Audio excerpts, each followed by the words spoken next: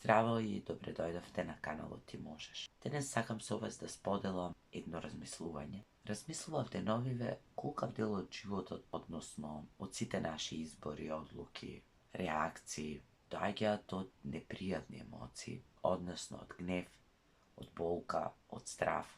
И колку се тие свесни и корисни можеби во моментот кога немаме друг избор, не знаеме што друго да направиме, не на подолг период или барем јас не верувам во тоа. И дали и колку сме свесни дека е тоа така. Или така само сме се научиле, така реагираме со години понекогаш и некако по автоматизам сме убедени дека тоа што го правиме е вистинскиот начин, понекогаш може би единствениот. А сега ќе зборувам за моите увиди од околината, низ годините, кај блиски луѓе, кај подалечни луѓе, на социјалните мрежи, во јавниот живот, што не значи дека и јас немам такви искуства.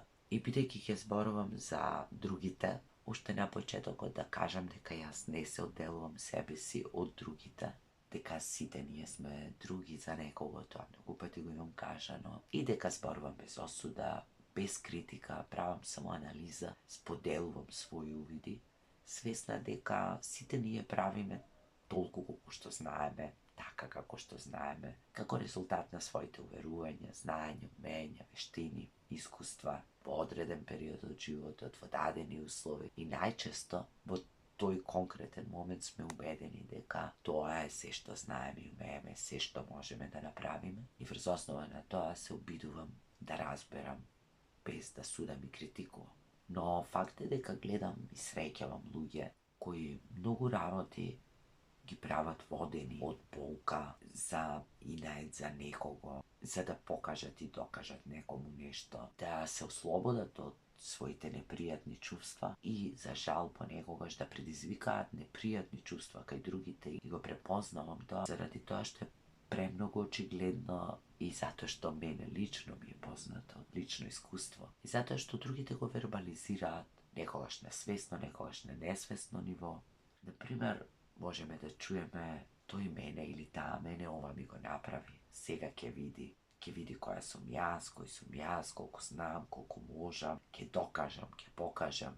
Или можеби на професионално ниво, ако се чувствуваме недоволно признати на работното место, недоволно вреднувани, влегуваме во некои нови проекти, во реализација на некои идеи со желбата да видат другите колку јас можам, да им покажам која сум, колку вредам, или да им вратам за се тоа, или да се покајат, или да ми се извинат, да ги научам на ред, да ме почитуваат, допрва ќе видат кој сум, која сум, што можам, ќе ме бараат, ќе ме молат да се вратам, да бидам дел од нивната екипа, група. Знам дека многумина од вас ќе се препознаат себе си или некој од својата семејство или од својата работна средина, затоа што сето ова го има и се случува и можеме да сведочиме на тоа во нашата околина понекогаш и ние го правиме или го зборуваме. Убедени дека на тој начин ќе добиеме некаква лична сатисфакција и ќе се ослободиме од она што не притиска и мачи. Иако сето тоа го разбирам, сепак понекогаш ме фаќа некоја тага за времето и за енергијата која скоро залудно ја трошиме за правење работи против, за докажување, за покажување. Може би тоа во моментот и ни врши некаква работа, ни е потребно за да се подигнеме себе си, за да воспоставиме некаков баланс, некаква правда. Меѓутоа на подолг период не верувам.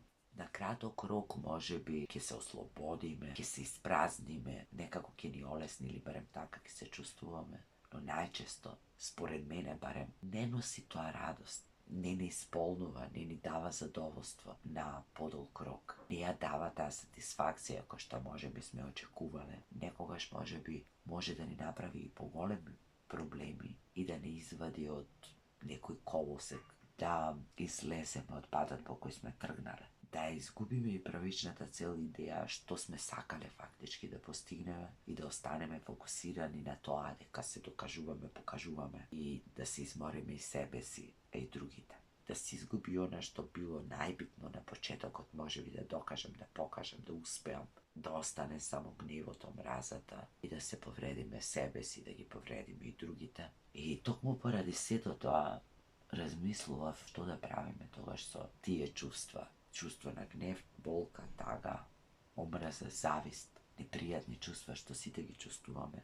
Како да се износиме со ни во моментот, во смисла да не изреагираме одма, да бидеме свесни за тоа, да бидеме во тоа чувство, иако е непријатно, да го свестиме, да го чувствуваме. За тоа ни е дадено, да не бегаме своите чувства. Иако сум свесна дека тоа се учи, тоа се вежба, тоа се практикува, а во секојдневието кога донесуваме некои одлуки, некои избори, имаме некакви активности кои што може би првично произлегуваат од овие непријатни емоции што ги спомнав, мислам дека само го зголемуваат и го држат подолго тоа наше чувство. И затоа мојот начин, кој што јас не го применувам секогаш, кој што го вежбам, кој го повторувам, кој се обидувам да не го заборавам, или мојата формула, ако така можем да ја наречам, е поврзана со нешто што не е мое.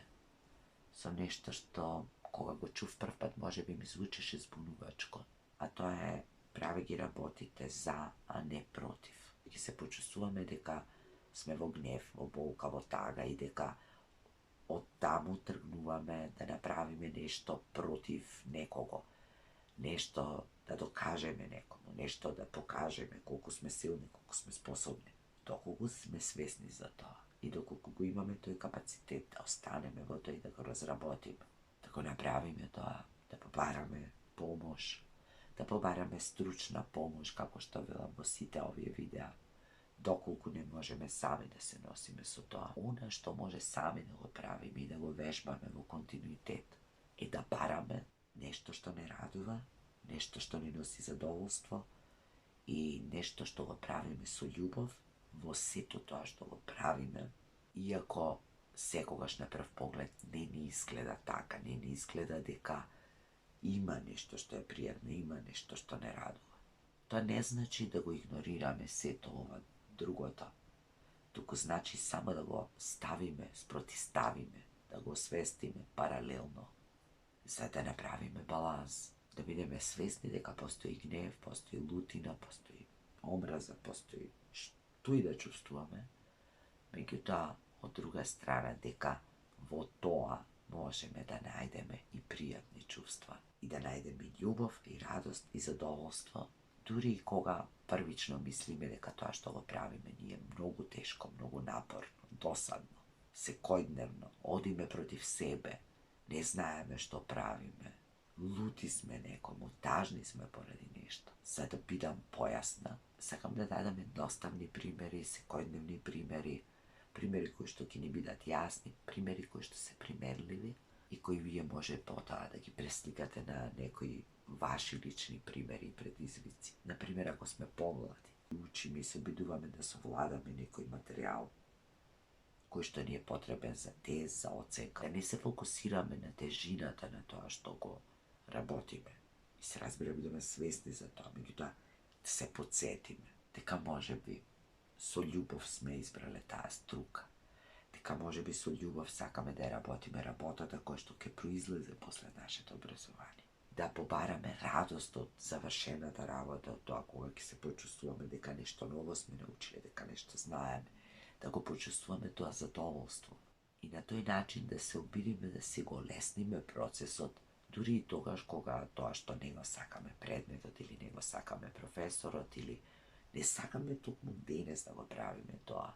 И наместо сето тоа да не одведи во гнев, кој што па од друга страна ќе не спречи да си ги завршиме задачите како што треба, и на тој начин да дојдеме до собствениот мир, затоа што од тој мир многу полесно ќе го совладаме тоа што ни е предизвик во случајов учењето. Или да речеме, ако имаме некои домашни обврски кои што треба да ги завршиме, толку ни се тешки, неинтересни, досадни, и тоа може да влијае некогаш да изгубиме волјата да не ги завршиме обврските, да ги одложиме или да ги правиме со гнев, така што тоа ќе биде дури очигледно. Нервозни сме, лути сме, ги правиме колку да бидат направени, правиме поголем хаос некогаш отколку што правиме ред.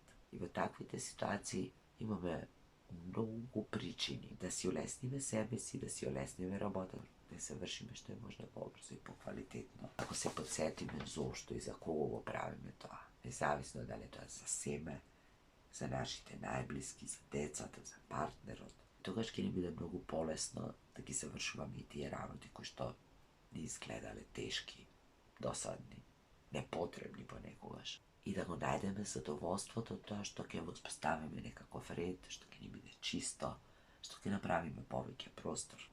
Реков веќе дека ова се банални примери од секојдневието, но можеме да ги примениме и на други, посериозни, да речеме, ситуации и примери. Или, например, ако чувствуваме болка, апсолутно е во ред да чувствуваме болка, да бидеме во таа болка, која понекогаш може да биде многу силна. И откако ќе прифатиме дека во ред е да ја чувствуваме, затоа што сме луѓе, затоа што сите луѓе чувствуваат болка, затоа што сите мислат некогаш дека тоа е премногу, дека нема да ја поднесат. Меѓутоа, понекогаш, за среќа не сме свесни колку многу можеме да поднесиме. Потоа, од таа болка, да ги извадиме позитивните искуства, позитивните спомени, она убавото на што може да се сетиме, кое што е индиректно врзано со болката. И според мене сето ова бара континуирана работа, вежбање, освестување, будење, подсетување, ширење на своите капацитети, на толеранцијата на фрустрација, на гнев, на бес, ширење на разбирањето, потрага по поголема поврзаност со другите луѓе и поголемо разбирање, освестувањето и чувањето на љубовта, задоволството и мирот по кој толку многу трагаме, а ги носиме во себе. И се она што можеме да направиме, за да се чувствуваме така.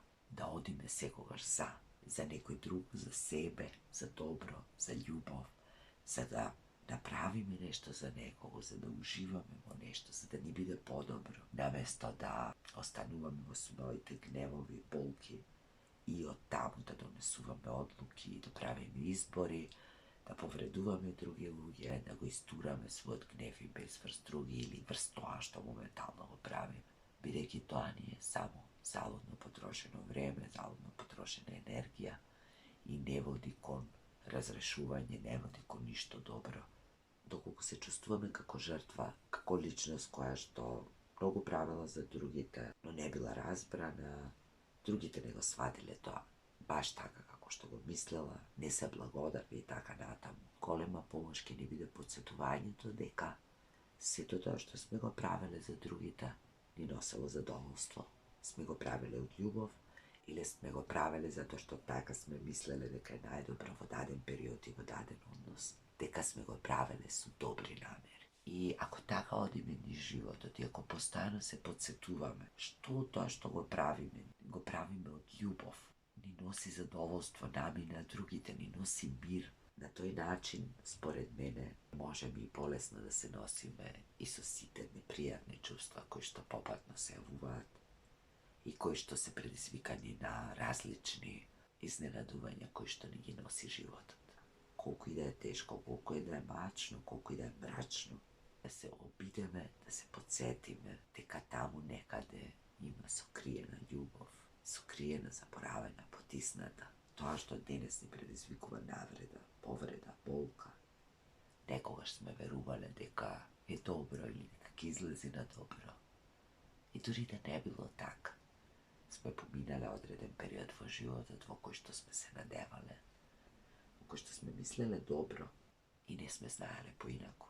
Ако веќе не можеме да најдеме друго нешто што не врзува со љубов, тогаш да најдеме љубовта кон себе и со таа љубов кон себе да се разбереме, да се прифатиме, да се прегрнеме, да се обидеме да го интегрираме и својот гнев и својата болка во себе и потоа да преточиме во нешто што ќе ни помогне, во нешто што ќе биде корисно, во нешто што ќе ни носи задоволство, во нешто што ќе го правиме со љубов за себе и за другите.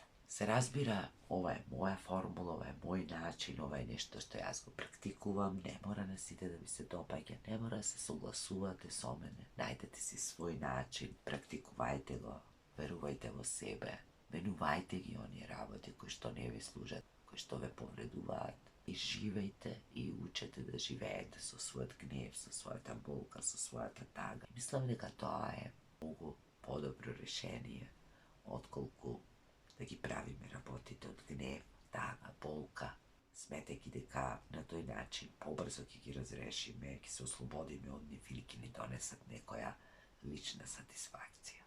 Јас не верувам во тоа. Ви посакувам се најубаво, благодарам што ме следите, што ги гледате моите видеа. Погледнете и некои од постарите видеа. Ако мислите дека може да ви служат, ставете лайк на ова видео, споделете го со некој ако мислите дека може да му помогне и се гледаме во некој ново видео.